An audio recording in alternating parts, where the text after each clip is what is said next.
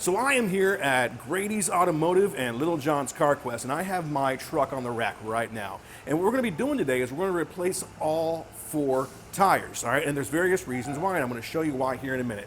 So by the time this episode is done, you're going to see what's involved with checking out your tires to see if they're in good shape. You're going to see how to mount and balance the tires, and of course the proper mounting sequence, so on and so forth. So let's get started.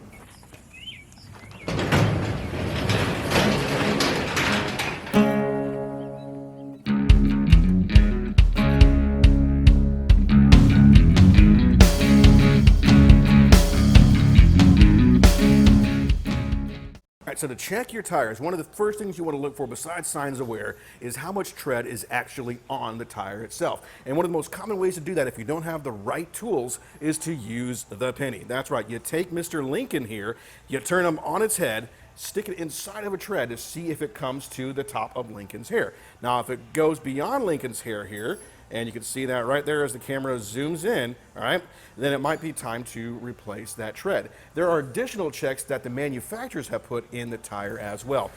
All right, so the other way to tell is to look at your tire wear indicators. Those are put in by the manufacturer, and those usually run across the tread right here.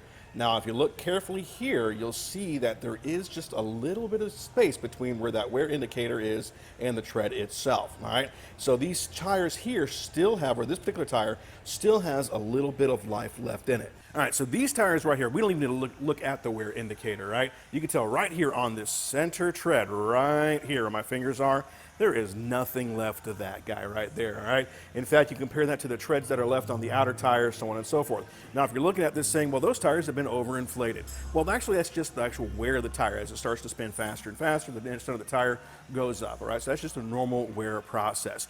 All right, so I just happen to have our trusty tire gauge here, and we're gonna go ahead and measure what these tires come to right here in the center. So I'm gonna put that tire gauge right here in the center, clip it on down, all right, that is good and in the center, right?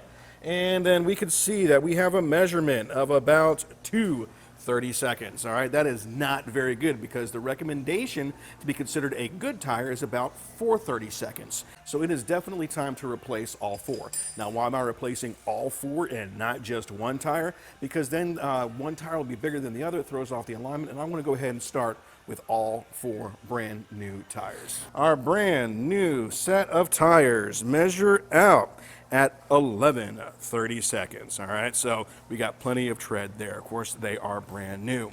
Now, there's some other important information on the tire that you might find relevant, and let's go ahead and cover that information. All right, I went ahead and turned up the brightness on the camera here so you could see some important information here. The first thing I want to bring your attention to is the date that this tire was made, all right?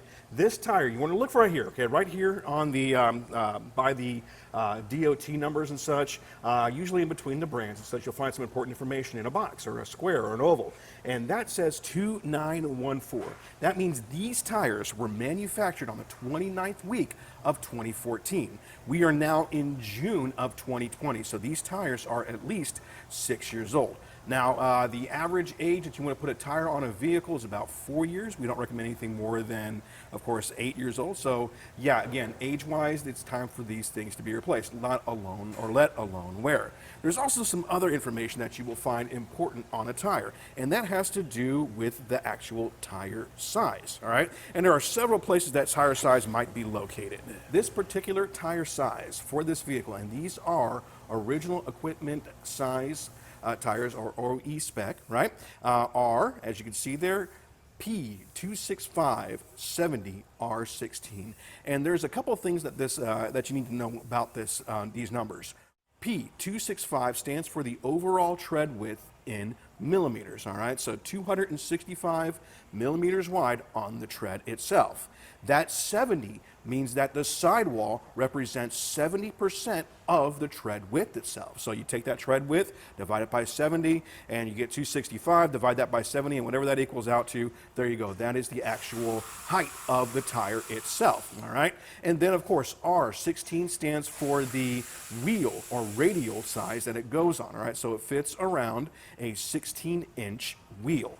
The last bit of information I want to bring your attention to is these load ratings right here. All right, the max load for these particular wheels, or I'm sorry, tires. Max load for these particular tires are 2,403 pounds. All right, so about up to 2,400 pounds is where you want to be at. That max pressure indicates the maximum pressure that you want to see under that load. So that doesn't mean you want to fill these tires up to 44 psi, but that is the maximum pressure cold. So without the vehicle being driven down the road, all right, and heated up, because you know hot air expands, cold air is less dense, it decompresses a little bit, all right, 44 psi max. Now, as far as the tire pressure itself, there's an important place to get that information for your tires. Let me show you where that's at. On this tag, this is on the driver's side. You're going to look for the tire information, because this is really important information that Toyota has taken the time to not only publish, but shows that, hey,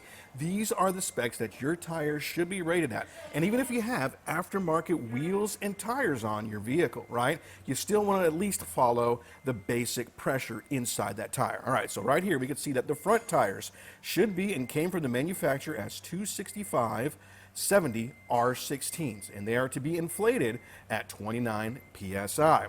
The rear tires are the same size, P265/70 R16, and they recommend them to be filled to 32 psi, all right? And of course, that additional pressure is to compensate for load and pulling, towing, so on and so forth. And of course, there is the spare tire in the back here, and of course, they should follow the same pressure here, all right? So you want to follow this information because it's very, very important for the ride characteristics, the handling, the stopping, and the acceleration for your particular vehicle.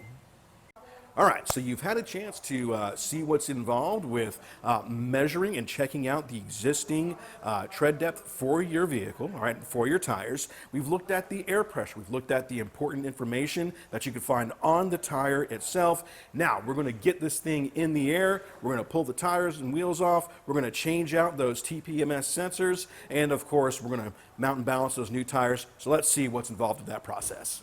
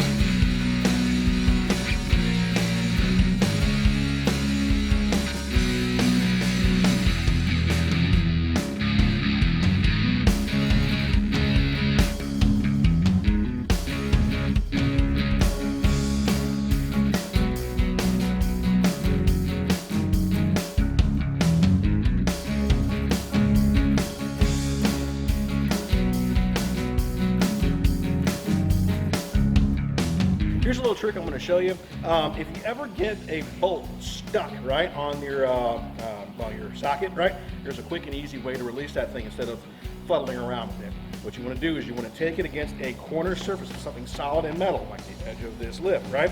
And you want to strike it right about there, and that should pop that bolt loose. Let's give it a shot. Sure enough, it works.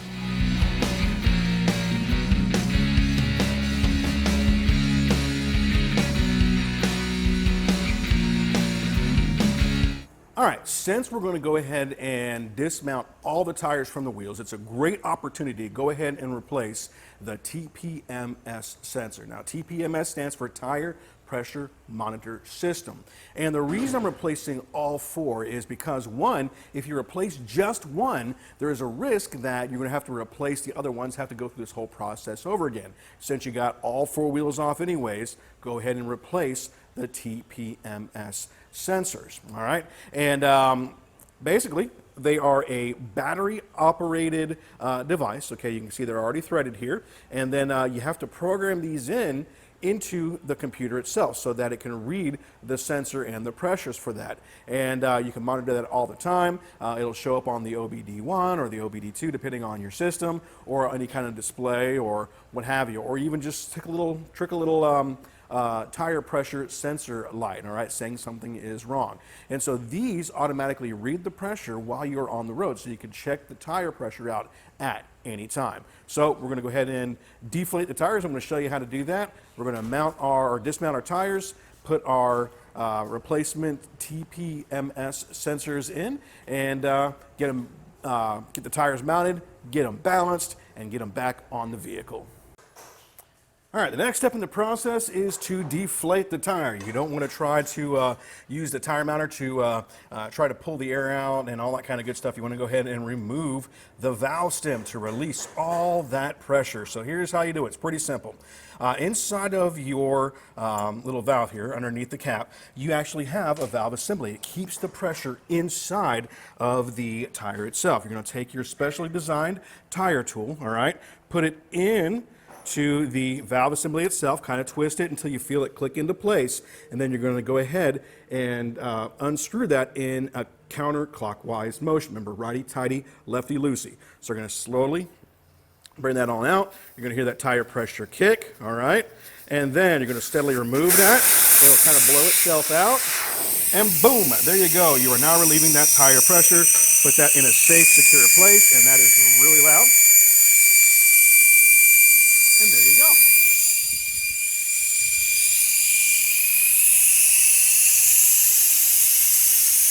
Smell the inside of those tires. All right, there's 3 main portions of a tire. Your tread, it has steel belts. You've got your sidewall that has basically small amounts of steel belts and rubber belts that runs the side. And you got your bead on both sides. That's the big thing that's got to be done first. You got to be able to break that bead. That's where the machine comes in.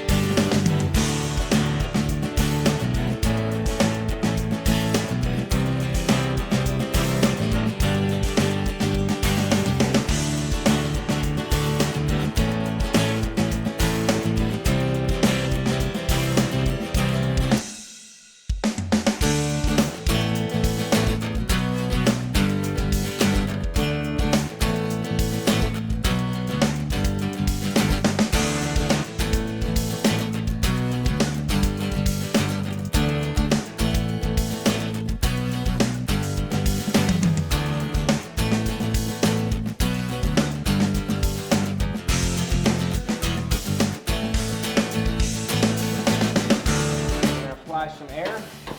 This one aired up pretty nice. So what's going to happen now is the more and more air you get in here, it's going to force that bead to come up, and it's going to pop because there's so much tension on there that it's basically seating the bead. And the reason you want that there is there's the bottom, so that way you know that the tire one's not going to leak down. And because that is, there's the other. That way, that is because your majority of the weight of the vehicle is actually riding on those two steel, on the bead, on those steel belts on the inside. So that is very crucial to make sure those beads seat properly. Some take high pressure, which you require a cage. Your run flats, like your Corvettes, your Porsches, so a lot of your exotics, they run the run flat tires. And when you're seating the bead on those, you're going to exceed 100 psi. That's a lot of pressure. And what can happen is because it's so much pressure and so much force to seat that bead, because it's so thick on the sidewall, that it actually can explode.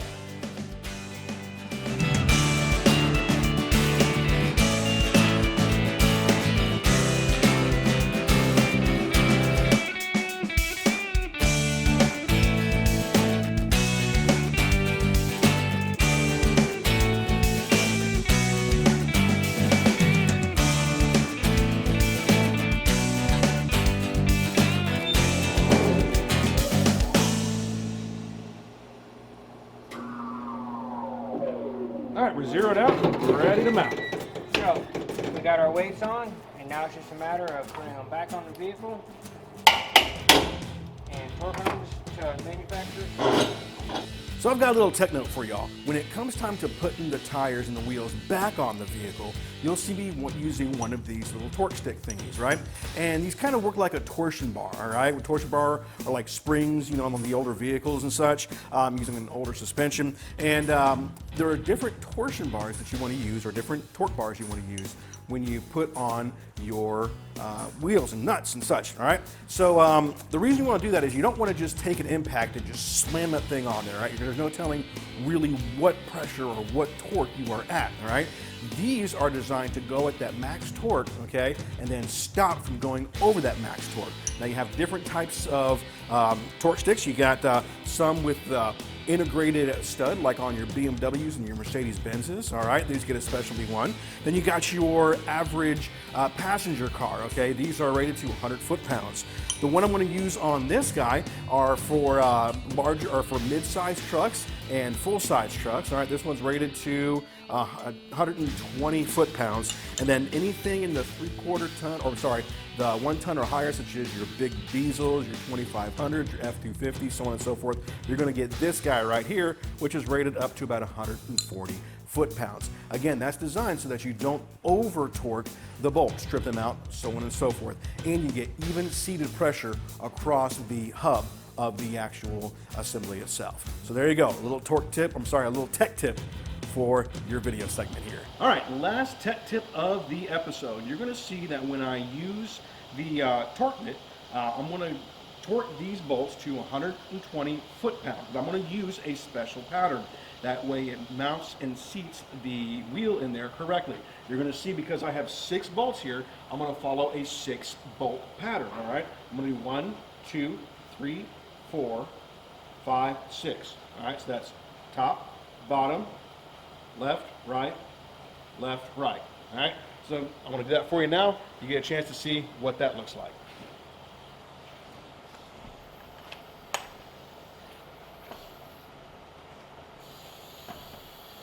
Top, bottom,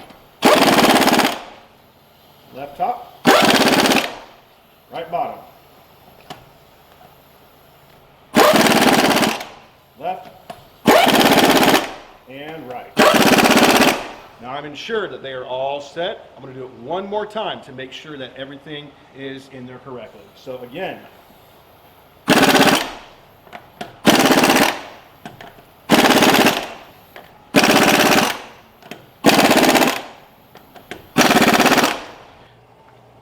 so right now we are wrapping things up. We are getting the TPMS system calibrated and programmed, and after that we'll be able to re-inflate the tires, because those TPMS sensors require that there is 0 pressure inside the sensors for programming, or I say inside the tire for those sensors to be programmed. So we'll get this programmed, get those tires re-inflated. We're going to drive this thing off the rack, and we can wrap it up. Thanks for watching.